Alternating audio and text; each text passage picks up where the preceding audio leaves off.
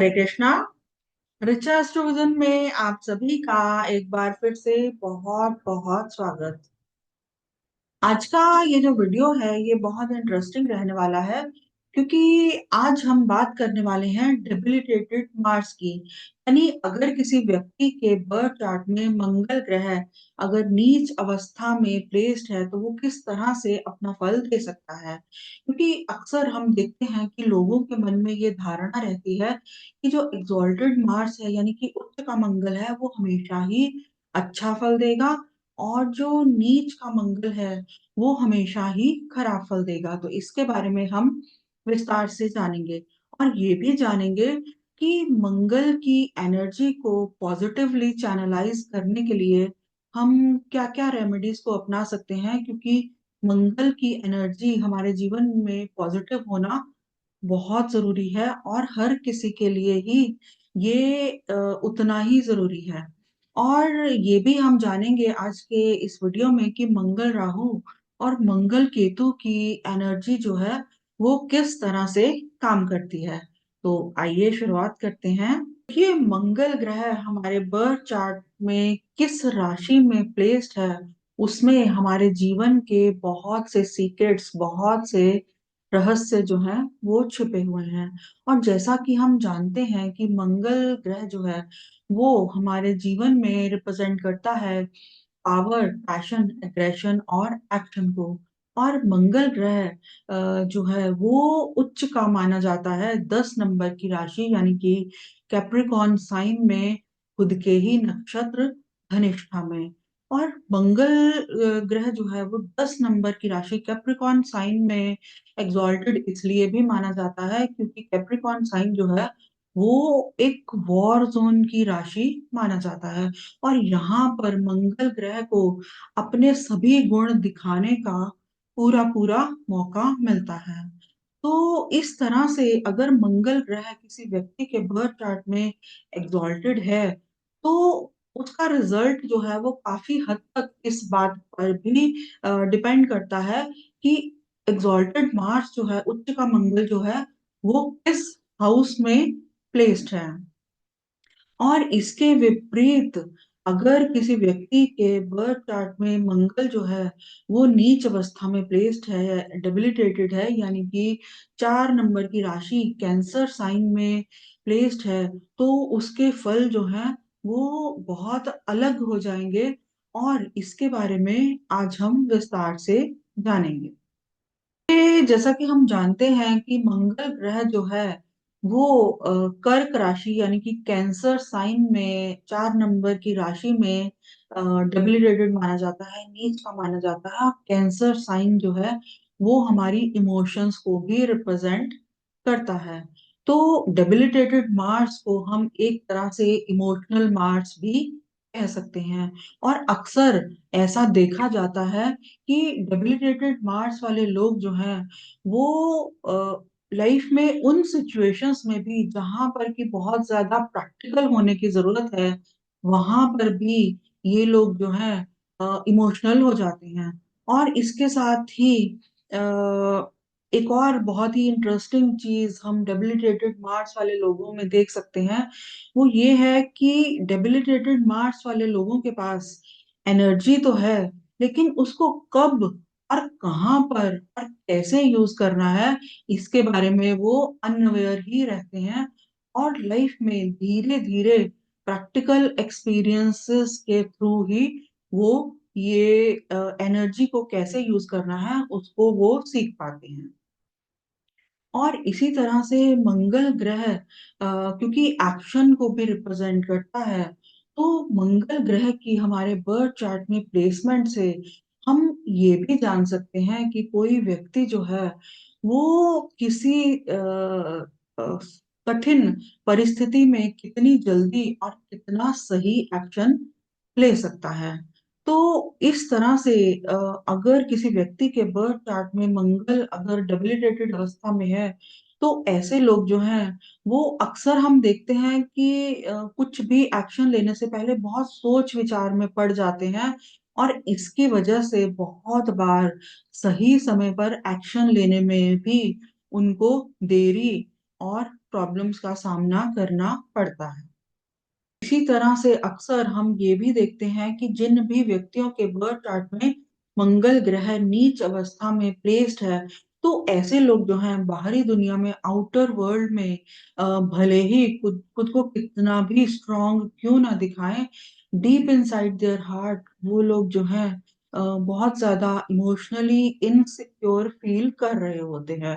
और बाहरी दुनिया में भले ही वो जैसे तैसे मैनेज कर ही लें, लेकिन उनकी जो फ्रस्ट्रेशन है, उनकी जो इनसिक्योरिटीज हैं, वो अपने मदर के साथ रिश्तों में जो है हमें अक्सर दिखाई दे सकती हैं।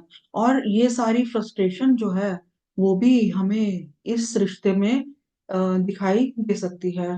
और बहुत बार हम ये भी देखते हैं कि जिन भी व्यक्तियों के बर्थ चार्ट में मंगल नीच है या फिर चंद्रमा अगर नीच है, तो ऐसे लोगों की मदर्स जो हैं उनको अपने बच्चों की जो चिंता है वो जीवन भर लगी ही रहती है। वो कभी टेंशन फ्री हो ही नहीं पाती, भले ही उनके बच्चे लाइफ में वेल सेटल्ड भी क्यों ना हो जाएं। इसी तरह से किसी व्यक्ति के बर्थ चार्ट में डेबिलिटेटेड मार्स भी अच्छा रिजल्ट दे सकता है।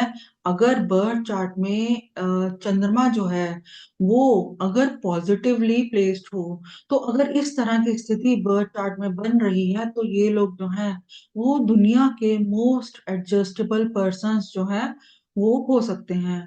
और अगर बर्थ चार्ट में डेबिलिटेटेड मार्स है और चंद्रमा वेल प्लेस्ड है, पॉजिटिवली प्लेस्ड है, तो इस स्थिति में ऐसे लोगों के फूड बिजनेस से रिलेटेड व्यवसायों में, स्पेशली होटल्स, रेस्टोरेंट्स या फिर प्रोसेस्ड फूड से रिलेटेड क्षेत्रों में सफल होने की संभावनाएं बहुत बढ़ जाती हैं। और इसी तरह से नेवी या वाटर रिलेटेड स्पोर्ट्स से संबंधित व्यवसायों में भी सफलता के चांसेस इनके जीवन में बहुत बढ़ जाते हैं। हालांकि इसमें ओवरऑल चार्ट रीडिंग का जो है उसका रोल जो है वो भी बहुत इम्पोर्टेंस रखता है। इसी तरह से अगर बर्थ चार्ट में मंगल के साथ राहु या केतु की कंजंक्शन अगर बन रही हो, तो इसके प्रभाव जो है वो काफी अलग और इंटेंस हो सकते हैं।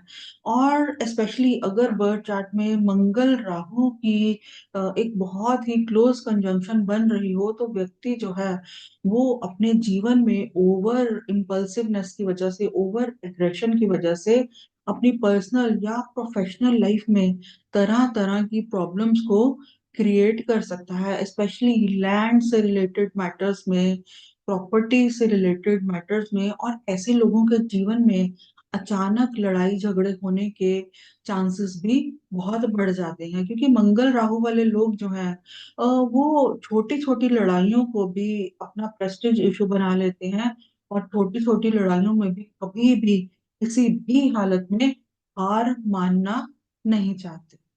इसके विपरीत मंगल केतु के क्लोज कंजंक्शन वाले लोग जो हैं वो कभी भी छोटी लड़ाइयों में, छोटी मोटी लड़ाइयों में कभी भी पड़ना नहीं चाहते, और वो अपनी एनर्जी को लाइफ में बड़ी लड़ाइयों के लिए बचाकर रखना चाहते हैं। और अक्सर हम ये देखते हैं कि मंगल केतु की क्लोज कंजंक्शन वाले लोग जो हैं ये अपनी फ्रस्ट्रेशन को, अपने एग्रेशन को दबा कर रखते हैं, बिल्कुल एक ज्वालामुखी की तरह।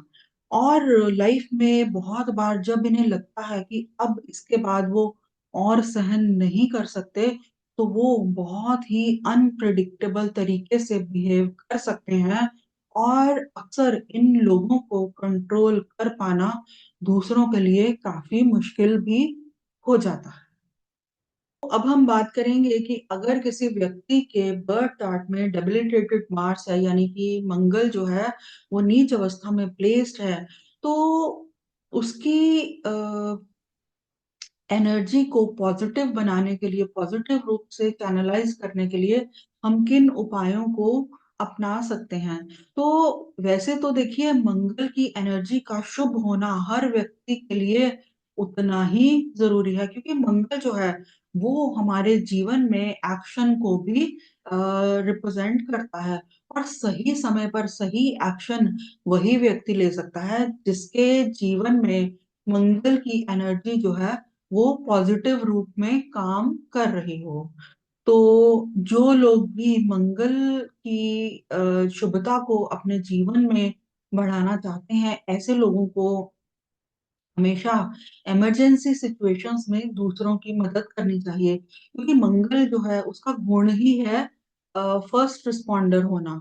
और अगर मान लीजिए लाइफ में कभी ऐसी सिचुएशन रही हो कि जब आप दूसरों की इमरजेंसी सिचुएशंस में मदद कर सकते थे लेकिन आपने नहीं की या उसको इग्नोर कर दिया, तो इतना तय है कि मंगल की जो एनर्जी है वो आपकी लाइफ में अफ्लिक्शन में जरूर आ जाएगी।